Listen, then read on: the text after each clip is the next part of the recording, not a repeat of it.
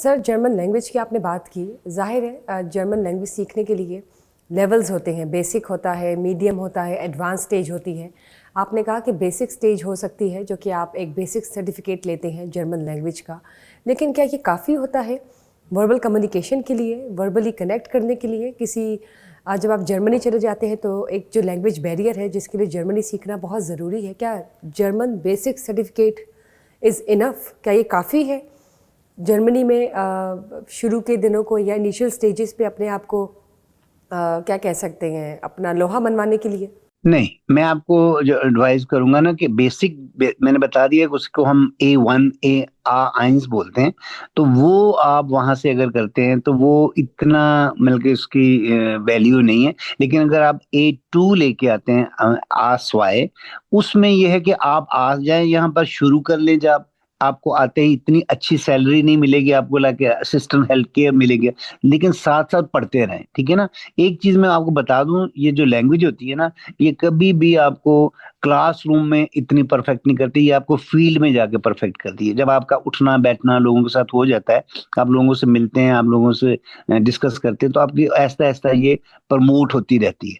तो मेरे ख्याल में A2 के साथ यहाँ बंदा आ जाए और आके यहाँ पर ये फर्स्ट जो असिस्टेंट हेल्थ केयर है उसमें वो अपनी जॉब शुरू कर ले और साथ साथ पढ़ता भी रहे। क्योंकि आप ज़ाहिर है कि यहाँ पर 14 घंटे तो काम नहीं होता, 8 आवर्स की शिफ्ट होती है, उसके बाद बस टाइम ही टाइम है। तो अगर किसी ने कुछ बनना है तो उसके लिए मेरा ख्याल है ये कोई इतनी बड़ी या और चीज़ नहीं है। लोग तो जापान की लैंग्वेज सीख के जा रहे हैं, चाइनीज सीख रहे हैं। तो जापान इंग्लिश जो है ना उनसे बहुत बेहतर है, और इंग्लिश के साथ थोड़ी सी मिलती है क्योंकि इनके अल्फ़ाबेट भी उनके जैसे हैं। तो मेरे ख्याल में A2 के साथ अगर बंदा वहां से अप्लाई करे, और साथ में डिप्लोमा जरूर होना चाहिए, जो मैंने बताया है कि असिस्टेंट हेल्थ केयर का, जिसमें दूसरे लेवल में मैं ये कहूंगा कि जैसे आप किसी मरीज को देख सकते हैं, आप उसको आपने उसकी उसको डायग्नोज नहीं करना, आपने उसको ट्रीट नहीं करना, आपने सिर्फ उसको सर्व करना है। उसकी शुगर लेवल चेक करनी है, उसका ब्लड प्रेशर चेक करना है, ठीक है ना। उसके बाद उसको थोड़ी सी मेडिसिन जो उसको लिखी गई है वो आपने बकायदा वही मेडिसिन देनी है कि इस बंदे को ये चाहिए, उस बंदी को वो चाहिए। तो ये सारा उनका जो जॉब का जो है ना होगी। और मेरे ख्याल में ये कोई इतने मुश्किल काम नहीं है। ठीक हो गया, बहुत शुक्रिया सर। डंकी की हवाले से भी मैं आपसे बात करना चाहूँगी। यूजुअली जो लोग इलीगल तरीका अपनाते हैं या इलीगल तरीके से एक मुल्क से दूसरे मुल्क जाना चाहते हैं और बीच में वो मीडिएटर्स को इतने ज़्यादा पैसे दे देते हैं कि उतने पैसे में वो लीगल तरीके से भी जा सकते थे आराम से, लेकिन उनको कोई गाइड करने वाला नहीं होता।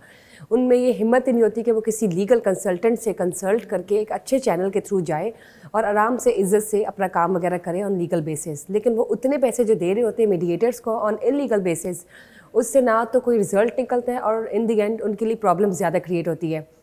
तो आप ये बताइए कि जो अफराद इस वक्त डंकी का सोचते हैं या सोच रहे हैं, या जो डंकी का हिस्सा बन रहे हैं या डंकी के जाल में फंस रहे हैं, उनको आप किस तरह से बताएंगे कि ये जो 30 या 40 या 60 लाख भी दे के जा रहे होते हैं इन्हीं पैसों में या इनसे भी कम पैसों में, वो किस तरह से लीगल तरीके से आराम से जा सकते हैं टू जर्मनी?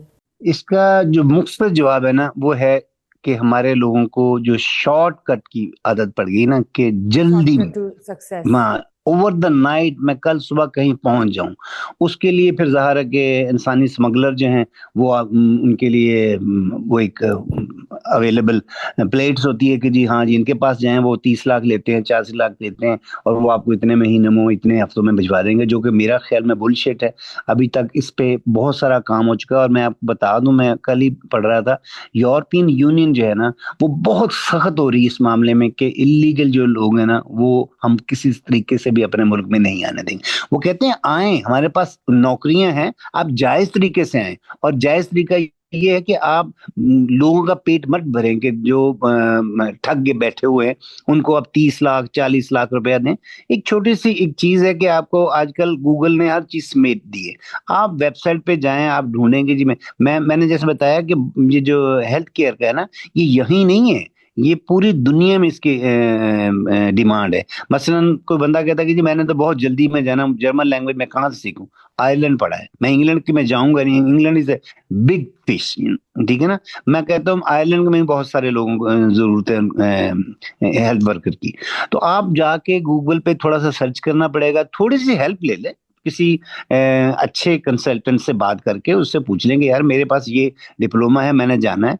और मैं जर्मनी की बात इसलिए कर रहा हूँ कि ये रिसेंटली हो रहा है, और मैं चाहता हूँ कि हमारे जो नौजवान साइड पे आए, बजाय कि वो किसी को भारी भरकम रकम दें, फिर रकम के पीछे भागते रहें। और ये हो रहा है और ये होता रहेगा। ये 2 नंबर काम है ना, इसको हम रोक नहीं सकते, क्योंकि उन्होंने जो डे ड्रीमिंग लोगों को दिखानी होती है वो दिखा चुके हैं, और उसके हिसाब से उन्होंने वो अपना काम करते रहना।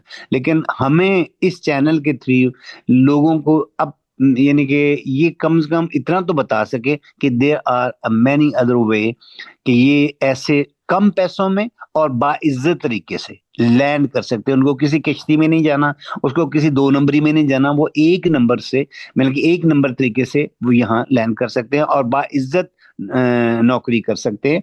और उसके 2-3 साल बाद, 4 साल बाद वो बकायदा यहाँ के सिटीजन हो सकते हैं, क्योंकि इन मुल्कों में किसी किस्म की कोई कदर नहीं है कि जी आप इतने साल रहें और फिर वापस चले जाए। नहीं, आप आ गए हैं तो आपका काम देख के वो इसी तरीके से आपको प्रमोट करते रहेंगे, आपको चांसेस देते रहेंगे, और आपके हकूक उन जैसे ही होंगे जो लोग यहाँ पर पहले रह रहे हैं। ठीक है ना? यानी कि मैं कहूंगा बल्कि उनके हकूक उनके बराबर के होते हैं। यानी कि मेरे और जर्मन के हकूक में कोई किसी किस्म का ना नहीं है कि उनके ज्यादा है, मेरे थोड़े हैं। इसी तरीके से जो नया बंदा आएगा उसको भी पूरा पूरा चांस और उसके पूरे हकूक दिए जाएंगे। वो मेडिकली कवर होगा, उसके बच्चों की तालीम फ्री होगी, उसकी अपना स्पाउस अगर आना चाहे तो उसके लिए भी रास्ते खुले होंगे।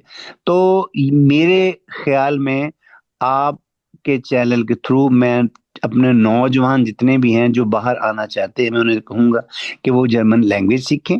और अच्छा, हेल्थ केयर तो इन डिमांड है ना, वो तो बहुत ज्यादा इस वक्त इन डिमांड, लेकिन और बहुत सारे स्किल हैं। मसलन आप प्लम्बर हैं, आप वेल्डर हैं, आप इलेक्ट्रिशियन हैं, आप मैकेनिक, पता नहीं कितनी बिल्कुल। चीजें हैं जो हमारी गवर्नमेंट भी सिखा रही है। हमारा एक अदारा राइट। है जो लोगों को स्किल वर्कर बनाता है, वहां से वो डिप्लोमा करें, किसी किसी में भी कर ले, लेकिन साथ में लैंग्वेज कर ले। तो आप सोचे ना कि शाम के 2 घंटे अगर वो लैंग्वेज लैंग्वेज के लिए देते हैं और वो 6 महीने में अचीव कर लेते हैं, और उस ऊपर से उनके पास डिप्लोमा है, तो दुनिया की कोई ताकत उनको बाहर आने से नहीं रोक सकती, और विदाउट एनी एजेंट और without paying a big amount of money.